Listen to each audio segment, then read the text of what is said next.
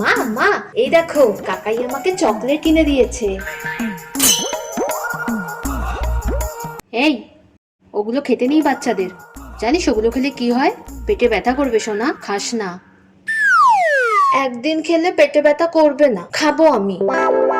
তোকে মানা করলাম তো খেতে। তুই জানিস এটা খেলে কি হবে?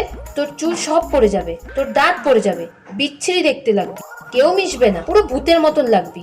দিয়ে দে বলছি। দে আমাকে, আমি ফেলে দিয়ে আসছি, এগুলো খেতে নেই বাচ্চাদের।